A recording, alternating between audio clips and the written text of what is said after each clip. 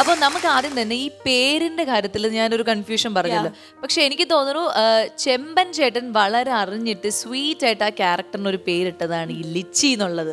അതുകൊണ്ട് തന്നെ അന്നായോ രേഷ്മയോരാ ഇതൊന്നും ആർക്കും അറിയില്ല. ലിച്ചി അല്ല, ലില്ലി പ്ലസ് ചേച്ചിയാണ്. അതിന് അതായത് പെപ്പെ എല്ലാരും കൂടെ നാട്ടിലെ ഷോർട്ട് ഫോം വിളിക്കുന്ന പേരാണ് ലിച്ചി. അതാണ് പിന്നെ അതൊരു ക്യൂട്ടായ. അതെ അതെ അതെ അതെ. കാരണം അതായത് നമ്മളെല്ലാവരും മനസ്സിൽ പെട്ടെന്ന് കേറുന്ന പേരെന്ന് പറഞ്ഞാൽ ലിച്ചിയാണ്. ഈ ലില്ലി പ്ലസ് ചേച്ചി നിങ്ങൾ പ്ലാൻ ചെയ്തു. ഇതിനൊക്കെ ഒരു ഇതുണ്ട്, ഒരു കഥ പറയാം. എന്റെ മൂവിയിൽ വിളിക്കുന്നതിന് മുമ്പ് ഞാൻ ഹോർഡിങ് ചെയ്തായിരുന്നു. അതിനു മുമ്പ് ഞങ്ങൾ ഫാമിലി ആയിട്ട് കൊടൈക്കനാലിൽ ട്രിപ്പ് പോയായിരുന്നു. ആ സമയത്ത് അവിടെ ഒരു ഫ്രൂട്ട് കഴിച്ചു. അപ്പൊ ഒരു ലിച്ചി, അതെനിക്ക് അറിയില്ല. അപ്പൊ എന്റെ കസിൻ ചേച്ചി പറഞ്ഞു, റാണി എന്നാണ് പേര്, റാണി ചേച്ചി പറഞ്ഞു ഇതാണ് ലിച്ചി എന്ന് പറയുന്നത്. ഓ ഓക്കെ കൊള്ളാം, പൊട്ടിച്ച് കഴിച്ചു, ലിച്ചി. പക്ഷെ അന്ന് പേര് ഞാൻ കുറച്ച് കഷ്ടപ്പെട്ട് പഠിക്കാം. Lychee okay. ഫസ്റ്റ് ടൈം ഞാൻ ആ ഫ്രൂട്ട് അറിയണം. നെക്സ്റ്റ് മന്ത് മൂവിയിൽ വിളി വന്നു, ക്യാരക്ടറിന്റെ പേര് ചോദിച്ചു ലിച്ചി. വാട്ട് എ കോയിൻസിഡൻസ് എന്നുള്ള ഒരു ഭയങ്കര ഇതായിരുന്നു. മനസ്സിലായി. ഈ ഓഡീഷൻ ത്രൂ അല്ലെങ്കിൽ ഒരുപാട് അലഞ്ഞു നടന്നൊക്കെയാണ് ഓരോ ആൾക്കാർ ഓരോ ക്യാരക്ടറിലേക്ക് എത്തിപ്പെടുന്നത്. പക്ഷെ ഒരു ഇതും ഇല്ലാണ്ട് ഒരു ഫ്ലെക്സ് ബോർഡിൽ ഇങ്ങനെ ചിരിച്ചു നിന്നത് കണ്ട് പിന്നെ സിനിമയിലേക്ക് വിളി വന്നതാണ് അന്നയുടെ കാര്യത്തിലല്ലേ. അപ്പൊ ആ ഹോർഡിങ് ചെയ്ത സമയത്ത് മനസ്സിൽ സിനിമ എന്നുള്ള സ്വപ്നം ഉണ്ടായിരുന്നു, അതെയോ വെറുതെ ആരെങ്കിലും വിളിച്ചപ്പോ അങ്ങ് ഇതില്? ഇല്ല, ആ ഹോർഡിങ് ചെയ്തത് തന്നെ ഹോസ്പിറ്റലിലെ പ്രൊമോഷന് വേണ്ടിയാ. എന്റെ മൈൻഡിൽ അത്രേ ഉള്ളൂ. ഒരു നേഴ്സ് ആയതുകൊണ്ട് അത് കണ്ട് മൂവി അങ്ങനത്തെ ഒരു മൈൻഡ് അല്ല ഞാൻ പറയുന്നത്. ഞാൻ നേഴ്സിംഗ് അല്ല എല്ലാവരുടെയും സ്വപ്നം എന്ന് പറഞ്ഞ് പുറത്ത് പോവാ, വർക്ക് ചെയ്യുക, സമ്പാദിക്കുക, ഈ ഒരു മൈൻഡ് മാത്രമേ എനിക്ക് ഉണ്ടായിരുന്നുള്ളൂ. അതുകൊണ്ട് അതൊരു ഹോർഡിങ് ചെയ്തത് തന്നെ ആക്ച്വലി ഡ്യൂട്ടിന്ന് സ്കിപ്പ് ആവാനും ആ സമയത്ത് നമ്മള് ക്ലാസ് കട്ട് ചെയ്ത് യൂത്ത് ഫെസ്റ്റിവലിന് പോകുന്ന പോലെ ഏറ്റവും രസം VIP സ്റ്റൈലില് ഫുഡ് ഇട്ടെന്ന് പറഞ്ഞു. ലഞ്ച് ഞങ്ങള് കുറച്ച് പേരുണ്ടേ. എന്നാ പിന്നെ ഫുഡ് ഡിപ്പാർട്ട്മെന്റ് അല്ലെങ്കിൽ ഞങ്ങളെ കാണുമ്പോ ചൊറിച്ചില്ല.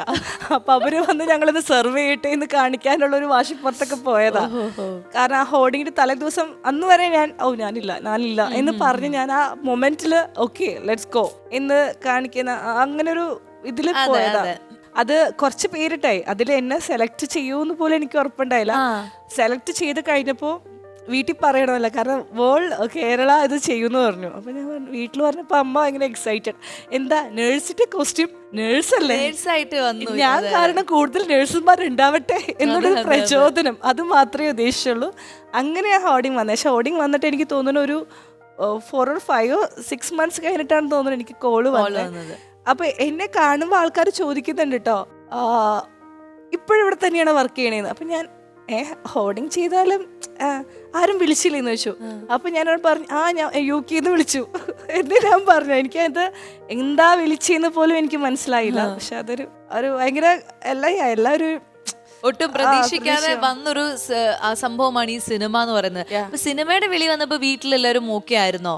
No, definitely not. എനിക്കൊരു വാശിയുണ്ടായിരുന്നു, വാശിയല്ല ഒരു ആഗ്രഹം ഉണ്ടായിരുന്നു. അത് എനിക്ക് വന്നത് എൻ്റെ ഡാഡി മരിച്ചപ്പോൾ അത്യാവശ്യം അറിയുന്ന ഒരു പൊളിറ്റീഷ്യനാണ്, എല്ലാവർക്കും അറിയാം. ഇപ്പോഴും എൻ്റെ നാട്ടിൽ രാജന്റെ മോൾ എന്നാണ് പറയുന്നത്. അപ്പൊ അതൊക്കെ കഴിഞ്ഞ് ഞാനിരുന്ന് ഗൂഗിളിൽ എൻ്റെ അപ്പൻ്റെ പേര് സെർച്ച് ചെയ്തപ്പോൾ അതിലില്ല. അപ്പം ഇത്രയും അറിയുന്ന ആള് ഓക്കെ എന്നുവെച്ചാൽ പൊളിറ്റീഷ്യനാണ്, ഒരു നേതാവാണെങ്കിലും ഒരു ഗൂഗിളിൽ അടിക്കുമ്പോൾ ഒരു പേരില്ല. ഞാൻ മരിക്കുമ്പോഴെങ്കിലും എന്റെ പേരടിച്ചാൽ എന്തെങ്കിലും വേണം. അന്ന് അവിടുന്ന് വന്നു ഗൂഗിളിൽ എന്റെ പേരടിച്ചാൽ അതിൽ എന്റെ ഡാഡിയുടെയും എന്റെ വീട്ടുകാരുടെയും പേരും വേണം എന്നുള്ളൊരു ഭയങ്കര, നമ്മുടെ വിക്കിപീഡിയ സ്വന്തമായിട്ട് വേണം. വിക്കിപീഡിയ പോലും പറയാൻ അറിയില്ല, അത് വേറെ കാര്യം. ആ സമയത്ത് ഭയങ്കരമായിട്ട് ഉറച്ചത് എന്തെങ്കിലും ചെയ്യണം.